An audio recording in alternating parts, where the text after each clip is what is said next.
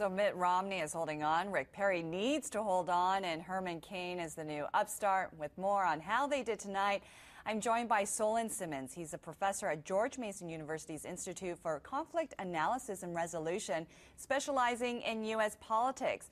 Solon, this took place in Las Vegas, so I'm going to use a poker analogy. Who took home the pot among the 7 players? Well, I don't think there's any clear winner here. I think that there were 2 big tasks that we were looking or were ahead of the candidates tonight. And the first was to make Mitt Romney seem inauthentic, and that was what Rick Perry was trying to do, make him seem not like a true conservative or somehow he's not. He shouldn't get he shouldn't win in the race. And I think the other is that to make Herman Cain look incompetent. That his 999 plan doesn't work, that he hasn't thought it through the technical details, that it's somehow pie in the sky and we need to act right now. Neither of those things happen. I think Cain and Romney hold through tonight. And Perry doesn't come through with anything big. The big 3 really are Perry, Romney, and Cain. And I think that we're going to see the same trend through this week as we've seen building up. And that's very good for Herman Cain because he looks authentic, he looks like he can hold his own. He went on Meet the Press, and he actually did all right, in my view. There are a lot of technical concerns, but he comes off, and he holds the new mantle of the conservative upstart movement, I think. And so that comes through. And no one else really stood out and grabbed a hold. I mean, if some sort of outside player, Ron Paul or Newt Gingrich, could grab the attention and turn it toward them, they have good lines. They stood up for what they believe, but nothing really has changed tonight that would turn the race, in my view.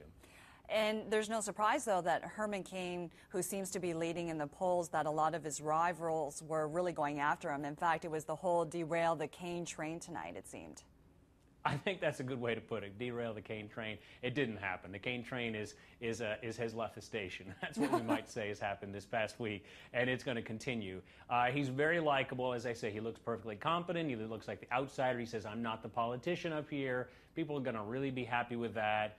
And so I think that Herman Cain is in good shape. He had a little bit of trouble when he said, if the protests on Wall Street, blame yourself, not the banks. His answer wasn't great, I think. And Ron Paul, interestingly enough, had an alternative response, was, don't blame the victim. So it's interesting how libertarians are coming up against anti-corporate types in America as the contest for the populist vote. And you can see how it could go either way. Those same voters don't know what to do about the economy. They could go toward Ron Paul. They could go toward someone very different, like what we might have had Ralph Nader years ago. There's this kind of split in American politics, and none of the candidates on stage, other than Ron Paul, seem to have a handle on that energy at all. And there seemed to be no surprises in terms of some of the answers. We had issues brought up like the massive foreclosures, high unemployment rate, as well as the immigration question. Any surprises with some of the answers, or no?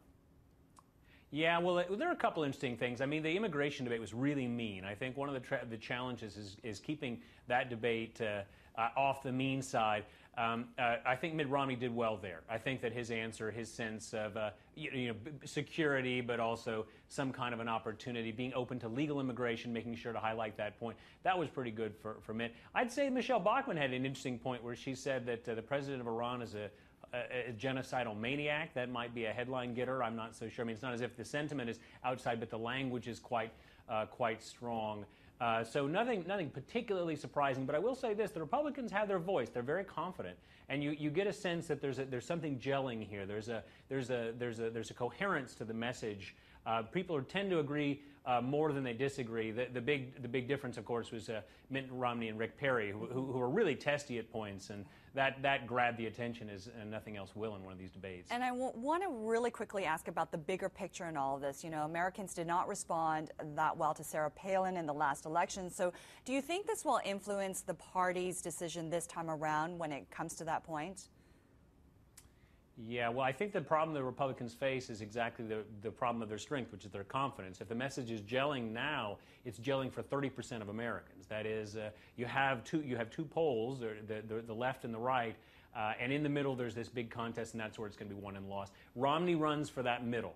And that's what he's contesting for. Mm-hmm. And so I think that there's a challenge that he might be drawn so far off toward the right that it might be hard for him to run. And also, I will say this, Romney did not come off very well in articulating a defense of his health care policy, the Obamacare line. He has a line for it, but it's somehow, that's where he looks inauthentic. It's like, well, why is it good for a state? Why is bureaucracy good in a state, but it's not good for the nation? that's where, when that contest comes back to the middle, he's going to be exposed on that. I think that's going to be a little bit of trouble for him. Okay, Professor Solon Simmons, thank you so much for joining us. Thanks for having me.